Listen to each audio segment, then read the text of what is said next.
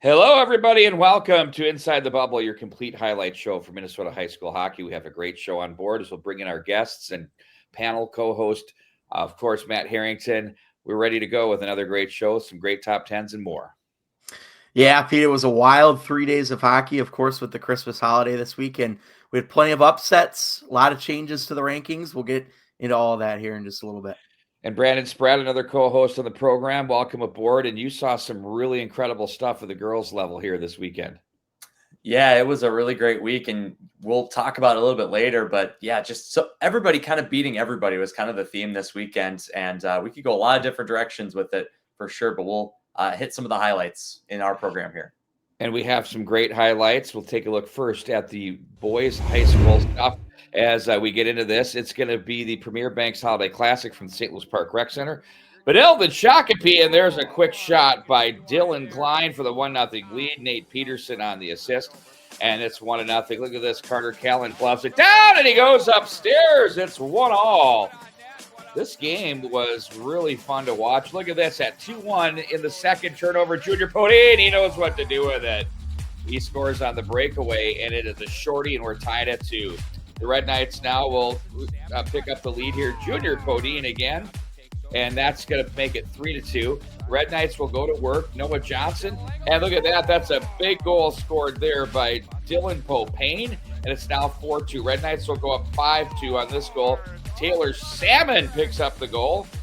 Charlie Awesome also scored, and there's Christian Beck as he slams that one home. Red Knights win convincingly 6-2. 4 different skaters with 2+ points.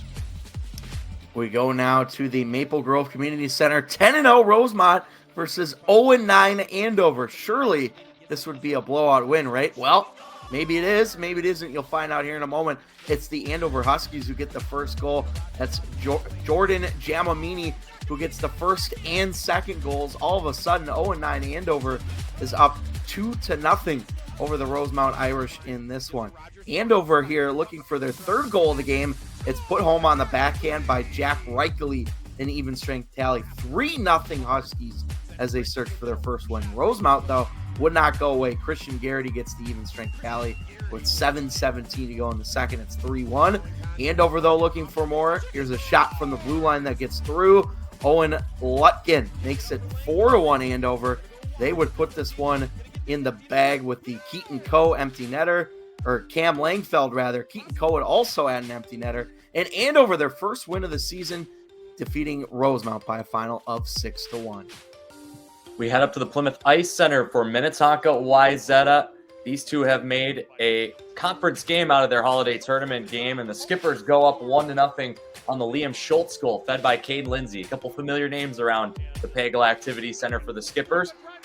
Wayzata ties it at 1, late second period on the goal by Christopher Pyle. We take you into the third period now. Watch this move, dancing on the edges. Jackson Hendricks crashing the net. Good finish. And the Trojans take the lead for the first time at 2-1. Tonka now on the power play. Tyson Mahady through the screen. Puts it upstairs where Mama hides the cookies to make it 2-2. Into overtime we go. We're even strength here, and it's going to come up to Findy St. Hubert, who finds a little bit of space through the screen, and the overtime winner for Wayzata. They win the first game of their holiday tournament 3-2 in overtime over the Skippers. Ryan Pellinger, solid again with 29 saves. Hermantown and Delano. It is a couple of ranked teams in Class A as Delano starts a 3-game road trip up north. Hermantown here, late second period, we're still scoreless. Puck comes free to the back door for Cole Lenzik with a power play goal to make it 1-0 in favor of Hermantown. Now we go still just a little bit later. This is about 1 minute and 15 seconds later. Hermantown doubles their lead. Bodie Medill gets the goal. It's 2-0 Hawks with 2:08 to go in the second. Then midway through the third, it's another power play for Hermantown. This is Charlie Marchand. Great play in front of the net. Buries it home on the assist there from River Freeman. 2 goals on the power play for Hermantown. Bryce Francisco, 27 save shutout, 3-0 win for the Hawks. Number 1, undefeated St. Thomas taking on Moorhead, riding a 10-game win streak. Second period, here we pick it up. Peter Murray's shot is deflected, and Jackson Rude, good hands to bat it out of the air to take the 1-0 lead for the Cadets. This is less than a minute later, however. as Moorhead's going to win a board battle here. It's worked inside to Mason Kraft, who snipes that one top shelf on the, that was an even strength goal. We will take you now to a Moorhead power play in the third as they work it around here. It's going to be Kraft again on the one-time finish. Moorhead goes up by a goal, and St. Thomas would go right back to the box, and another power play goal here as they're going to clean it up out front. Max Cullen, number 11, as you see, just a little daylight there, the referee with the point. Spud score 4 unanswered. Kraft would complete his hat trick into the empty nets. A 4-1 win for the Moorhead Spuds. Looking at some other scores after winning their first game, 10-0 over Rosemont. Andover takes down Holy Angels for their second win in a row, and that's 2 top 10 wins in a row for them. St. Thomas Academy and a grinder against Edina, 2-1, and Hill Murray, Eden Prairie, 3-all tie. Eden Prairie very relevant in the discussion in the Section 2 AA. In other action, Shakopee defeats Andover 3-1 as they pick up a big win there, and Edina bounces out back with a 3-2 win against Wheaton Durham Hall, and then it's Matamidi 4, Orono 3. Number 1, Centennial Spring Lake Park taking on the Hill Murray Pioneers on the girls' side, 2 of the most talented teams in the state. Maddie Wolter with the pass across. Tegan Kuhlenkamp, the St. Thomas commit, finishes it off for 1-0 lead for the Cougars. This is right off the face-off in period 2. Watch here as it's going to be turned over there with a good stick. Leads to a 2-on-1. Mia Such picks it up and snaps it into the net, 2-0 in favor of the Cougars. Hill Murray, though, shorthanded, not going to go away. Sophie Olson with a great effort to the net. Great first save by Kaya Weiland, but Ella Horning finishes it off there for a 2-1 game. However, Centennial in period 2 scores early and late. This with 12 seconds to go. Sweet hands from Tegan Kuhlenkamp makes it 3-1. That was all the Cougars would need in this one as they win their 13th straight to start the season. 3-1 over Hill Murray. What a great event they had over at the St. Louis Park Rec Center. It's Orono and Benilde St. Margaret's. They tied previously in the season, and here's a turnover in the slot. Tala Hansen makes it 1-0 Benilde St. Margaret's as she goes upstairs. Red Knights, look at this Kendall Hassler play. Just a strong move to the net to the forehand. It's now 2-0 Benilde St. Margaret's, and they are in firm control here. But just about a minute later, Orono's Macy Rasmussen goes for the skate, edges her way to the top of the circle, and it's 2-1 as she hits the back of the net. We're going to move on now into the second period. A little power play action here. Watch this little give and go here. Set up for the 1T. The blast! The rebound, and we're tied at 2. Gabby Lopez on the power play. More of the same here now. It's going to be the Red Knights taking the lead. Another power move to the net there. That's Tala Hansen again now for the 3-2 lead. And that pass missed the original receiver. The pass off the pad, and Macy Rasmussen levels us at 3 in the third. What a game. Hansen had a 3-point effort. Solid game for her. We start a trio of tournament championships. Dodge County and Breck in the Crosstown Cup. Early power play for the Mustangs here. They'll go D to D. And Alexis Ulrich with the shot tipped through the 5-hole. Ida Huber by McKenna Schliemann, her 14th of the season. This one going to look a little bit like a replay. It's not. Claire Dixon on the Dodge County power play. It's a power play goal apiece. That in the second period ties the game at 1.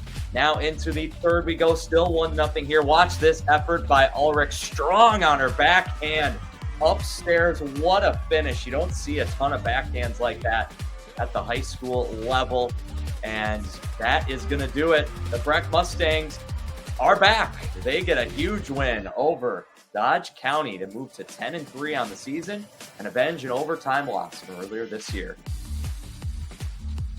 How about this? We're going to go to the Eden Prairie Community Center. It's the Rams and the Eagles. The final of the Midwinter Meltdown, and this one was wild. Ava Moe will give her team the 1-0 lead. The old how's she going? And there it is in the back of the net. An even strength tally there. Moe will strike again for the 2-0 lead for the Eagles. Nice stick check there up high. That was Campbell Elvin that makes the play. And then there's the goal scored by Moe. It's now 2-0. Rosa will storm back, though. Watch Jasmine Hovda. She'll walk the circle, gets away from one to the slot, goes back against the grain, and it's now 2-1 Eden Prairie. Amelia Caveen now will score again from long distance as it's now tied at 2. Eden Prairie has talent, and we had a player, a spotlight on none other than Natalie McNeil, and here she is, the big blast. Wires that upstairs. It's 3-2 Eden Prairie in the second period. Look at this, 8 seconds into the third, right off the draw, right through the legs. Nifty play there, and it's Karina Christensen who took that benefactor there from Peyton Remick to even it at 3. Now there's a first lead of the game for Rosa Lily Erickson at 3:13 of the third. Eden Prairie, though, late in the game, we got 55 seconds left, and that's Laura Pottinger to tie the game. We go into overtime. It's going to be Lily Erickson. As watch the shallow angle, blasts it home. The original save was made off the Ella Conrad shot. As the Rams capture the midwinter meltdown, they're stoked, and that was an incredible tournament. Eden Prairie 8-9 on the season. We go to Braemar Arena for the Walzer Invitational Championship. Great rivalry between Minnetonka and Edina. Early in the first period, the shot from the point goes right through the 5-hole of Hazlett. It's Camille Dubuque, her second goal of the season. Edina up 1-0. Later in the first period now, Whitney Horton just going to throw this to the net. Looks like it bounces off of Mick Alexander and in, and Horton gets the goal to make it 2-0 in favor of Edina. Nora Hannon, the goaltender for Edina, was absolutely outstanding in this game for the Hornets. Had some great saves, including that one. Whitney Horton would add an empty netter here to make it 3-0. The Drago Lamb also had an empty netter, and Edina goes on to win 4-0 over Minnetonka, avenging a loss. They'll meet again here in a couple of weeks. We'll look at some other scores. North Shore taking care of business. They moved to 12-1-1 this week over the MN River Bulldogs with that win. Andover 6-3 over Moorhead, and Albert Lee defeating Mound Westonka Southwest Christian in overtime. Breck defeating Holy Angels in the semifinals of the Breck Crosstown Cup. Orono 2-0 over Centennial Spring Lake Park as the Cougars lose their first game of the year, and Benilde St. Margaret's dominant over Hill Murray 6-0. One thing we do know is that we get asked a lot, guys, who's the team? Everybody likes to know who they want to predict the winner today. And I think one thing we know this year is there is no such thing as a team. And in the boys' side, we don't know what's happening there. In the girls' side, we don't know what's happening there as well. And I think what played out this week was an opportunity for teams to really show what they can do. When we come back, we're going to have the Coach's Corner interview with Ken Pauley, who is reeling in win number 600 very soon.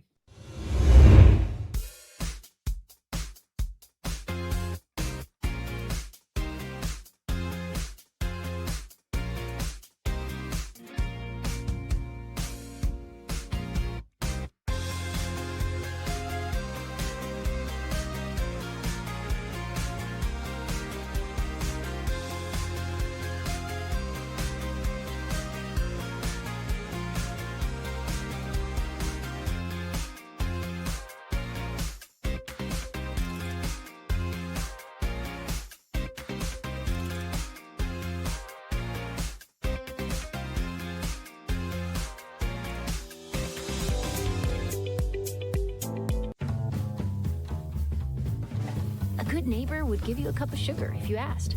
At Truestone Financial, we don't have any sugar, but we will give you up to $350 when you switch to a Truestone checking account. It's true, because we're Truestone.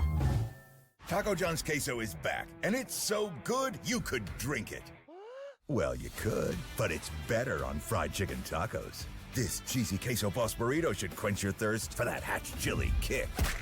Creamy 3-cheese queso is good enough to drink, but better on nachos. Our whole menu is just waiting to be dipped or dunked. So even though it's so good you could drink it, forget it. Get me a straw.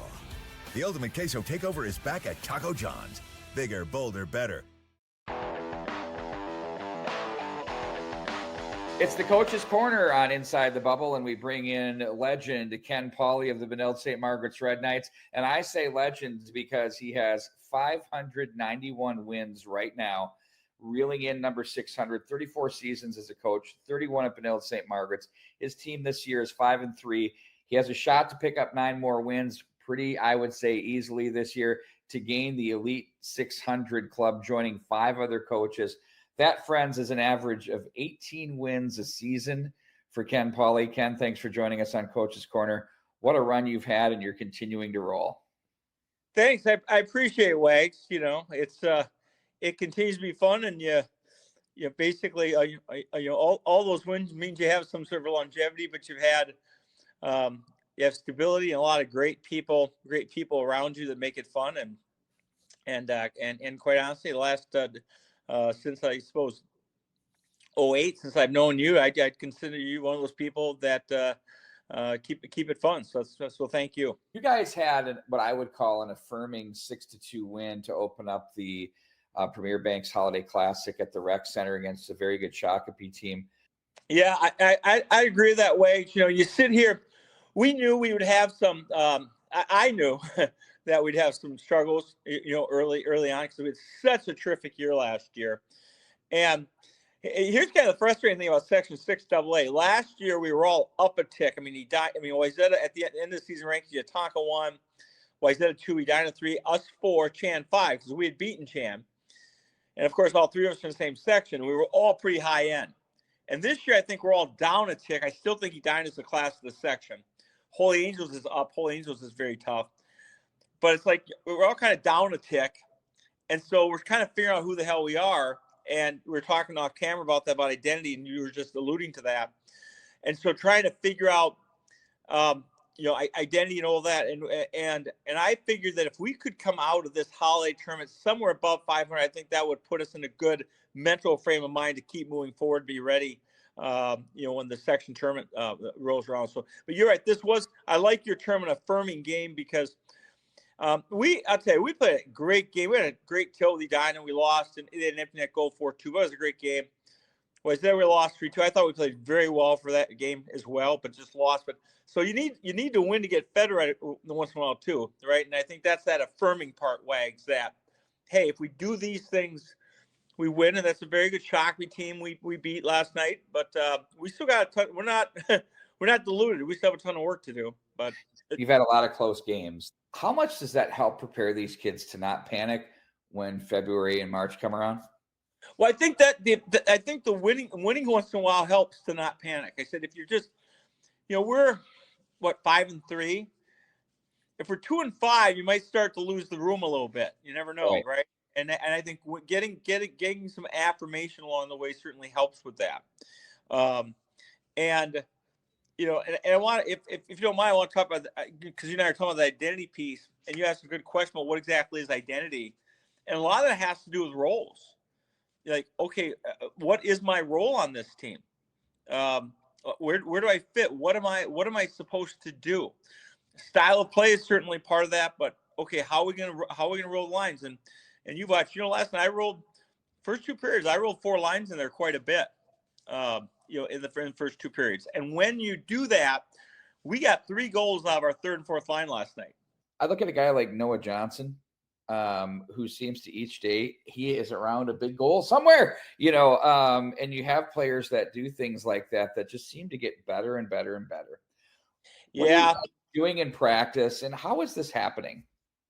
Yeah, and that's, again, that gets back to identity in terms of not like who should be playing with whom. And I think we're starting to find that mix of, and Noah's just a great complementary piece in a lot of ways. He's got that big reach, and he's always around somewhere. He's got that stick, and all of a sudden that puck's loose, and so he creates and he makes things happen. So, and that's that's continuing to work those things in practice, and mainly practice about working the lines and keep doing your line work and keep doing your daily stuff, and finding out who complements one another. And when you have a kid like Noah, or Taylor Salmon, and these kids have such great attitudes, that's really what's helped. And that's why I believe in the end we'll be in a good spot, because we got a lot of kids like that, and so and that's a great thing. A lot of these kids continue. A lot of them come through some haven't, but an awful lot have come through the JV, and that helps too. And we appreciate your time here on Inside the Bubble in the Coach's Corner. Wags, it's always good to see you. Take care. God bless. As well, you too. Thank you.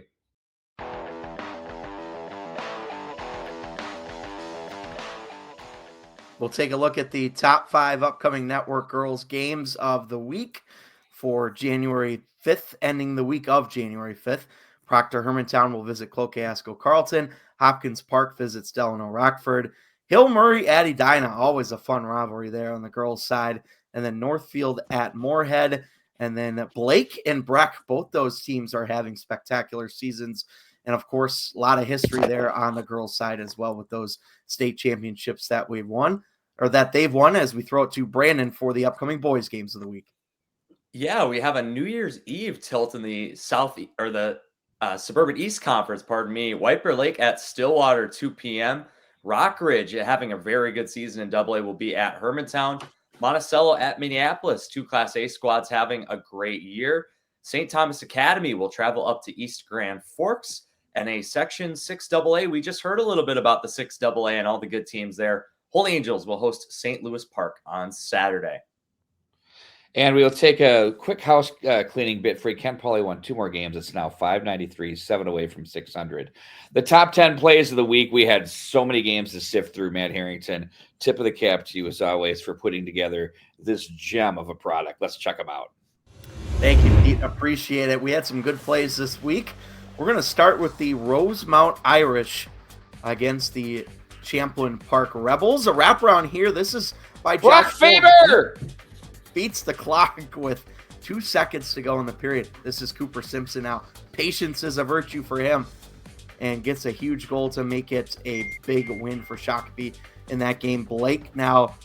This is Mac Williams taking it for a walk. She's got all day. Nobody's stepping up, and she buries it far down. An absolute snipe from Mac Williams for Blake. Holy Family in Benilde St. Margaret's is a wraparound here from Junior Podine, maybe the best name in all of high school hockey, and a great play from He was Junior falling there. down, Matt. Did you see that? I did. A terrific play. Maddie the Kimbrell wraparound? for Orono against Hill Murray. What a move to the front, and silky smooth right Ooh. there. Gets past 2 defenders and buries it. Maddie over the Kimbrell goaltender. will represent the Stars and Stripes of the U18 Worlds coming up. Great note there, Brandon. This is Henry Lechner. He's going to bat this out of the air. Great hand-eye coordination for Henry Lechner. He's made quite a few appearances. Dude can play in already in the traffic. top 10 plays. And now this is Nolan Curtis. Oh. What a play. Woo! Just unbelievable. Rogers has a lot of high-end talent. Certainly Oh, Curtis fits into that category as well. I love Shot that there. one. I lost Rogers my mind. ended up beating Minnetonka in that one. And Eden Prairie Lakeville North, look at this move from Sydney Pedersen, weaving past the defender and then buries it 5-hole. Look at that move. And then look at the patience in front of the net, too, not forcing anything, just gets it to sneak through the 5-hole. That was the number 3 play of the week. Number 2, Breck in Dodge County. Clara Malinkovich is an 8th grader varsity starter, Brandon. What a save. Yes. You saw this live. Yeah, and my favorite part about this, the save was amazing. Both sets of fans were celebrating simultaneously, but you saw the Breck students loved it. All right, number 1 play of the week. Oh. Cooper Simpson Blown again tire. for Shakopee. Look at this. Unbelievable patience and finishes. Look at the edge work on the skates there and keeps his balance, finishes on the backhand. What a goal for him. And he As rolls the Shakopee. goaltender to boot. That was He a does. 2-for-1. He scored himself. Sorry, we're stopping all over each other. Let's take a look now at the Care 11 top 11. All right, we'll start in the girls AA this week. Centennial is going to keep their top spot with the loss to Orono, thanks to some other results around them. Edina, great week in their home walls are invitational up to number 2. They'll lead Minnetonka. We will see them again in a couple weeks. How about Benilde? Another huge win over Hill Murray. They have been just quietly almost putting together a really strong season. Woodbury, 13-0-1, the lone remaining unbeaten team in the state of Minnesota. They are up into our top 5. Farmington, I think, back in the rankings after being in it a little bit earlier this year, 10-4-1. Matt, we're starting to see some losses accumulate a little bit further down the rankings, especially so many of these teams saw each other in holiday action this week. Yeah, absolutely. And you see a lot of 3-4 loss teams, even some 5 loss teams in this rankings. As you mentioned, Woodbury's still the only unbeaten now, up to 13-0-1. Edina made a very strong case, Brandon, I think, to be the number 1 team this week. Centennial does hang on to that for now, but of course things are going to change as we go along in the season. As we will take a look at the girls' Class A rankings now, Warroad is your new number 1, 10-3-0 for the Warriors. Orono up to number 2. They probably have the best win of anybody in the state over Centennial Spring Lake Park. And how about Breck? They just keep rolling along, winning their own holiday tournament. They go up to 3. Dodge County falls from 2 to 4. Holy Angels was number 1 last week. They fall to number 5.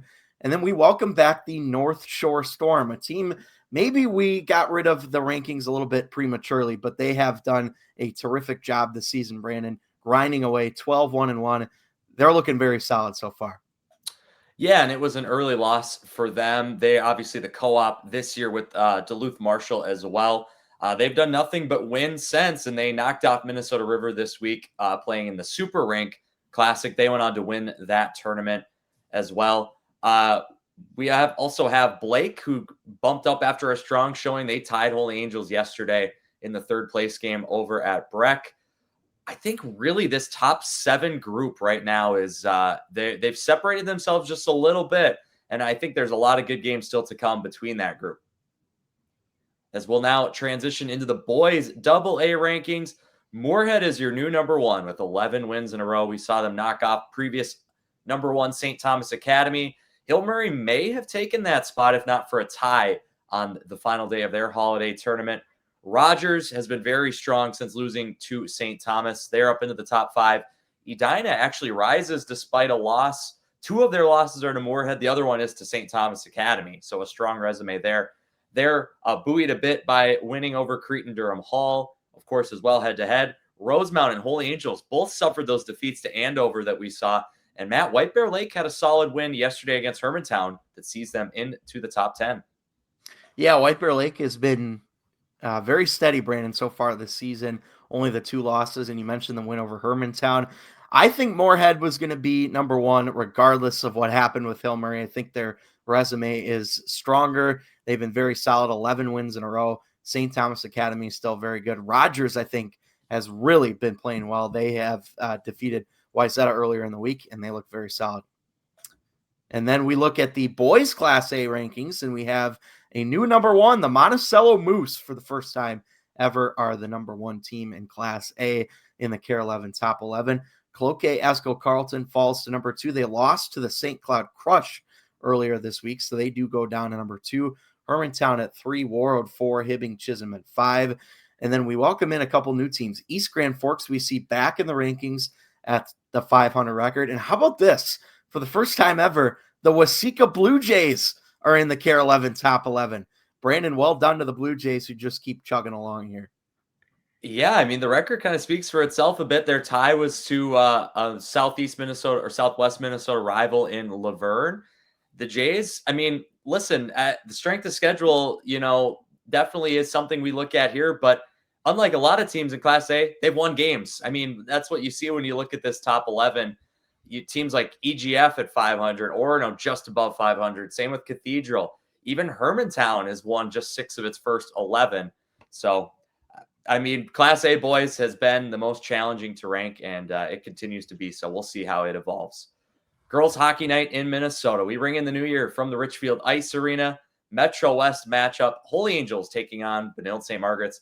Important to note the start time here, 5:15 p.m., as that one will be with the boys doubleheader coming later that night. This should be a good one, Matt.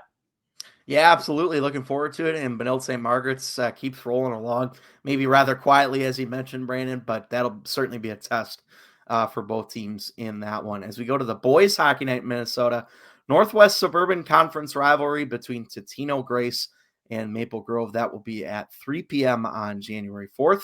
Looking forward to the Eagles, 5-4. Maple Grove starting to find their groove a little bit as well up to this point in the season, Brandon. Yeah, and this one definitely important for section implications as well. Totino would like to show that, maybe they deserve to be seated a little bit higher up the seed line in that section. Rogers looking like the class of the section right now, but that's where we're at. Be sure to follow us on social media. You can find us on X, Instagram, Facebook, all at MN Hockey TV. That's going to do it for this week's edition of Inside the Bubble, show number 7. We've got 10 more to go before this thing ends, as this season is flying by. I think the trends have now become legitimate, and you can really tell where things are shaking up. For Matt Harrington and Brandon Spratt, I'm Pete Wagner. Have a great new year. So long, everybody.